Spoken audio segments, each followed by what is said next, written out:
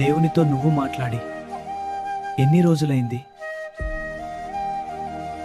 ఒకప్పుడు గంటల తరబడి కన్నీళ్లతో ప్రార్థన చేసిన నీ మోకాళ్ళు ఇప్పుడు ఎందుకు మొద్దుబారిపోయాయి? బాప్తిస్మం అయితే తీసుకున్నావు, కానీ దేవునితో నీకున్న బంధం తెగిపోయి లోపల నీ ఆత్మ ఎండిపోయిందని నీకు అనిపించట్లేదా?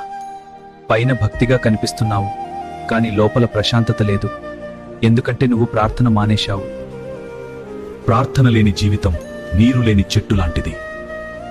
శోధన వచ్చినప్పుడు నిలబడలేక పాపంలో పడిపోతున్నావంటే కారణం నువ్వు మోకాళ్ల మీద గెలవడం మానేశావు. నీ హృదయం ఒక ఎడారిలా మారిపోయింది. లూకా ఏం చెబుతుందంటే, మనుష్యులు విసుకక నిత్యము ప్రార్థన చేయుచుండవలెను. నువ్వు విసిగిపోయావా? లోకపు పనుల్లో పడి తండ్రిని మర్చిపోయావా? ప్రార్థన లేకపోతే నువ్వు అపవాదికి సులభంగా దొరికిపోతా.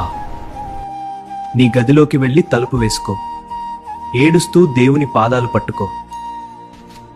ప్రభువా, నా ప్రార్థన జీవితాన్ని మళ్ళీ వెలిగించు. నీతో నేను మాట్లాడాలి. ఆరిపోయిన ఆ దీపాన్ని ఆయన మళ్లీ వెలిగించడానికి సిద్ధంగా ఉన్నారు. మోకాళ్ల మీద గెలిచినవాడు లోకంలో ఎక్కడైనా గెలుస్తాడు.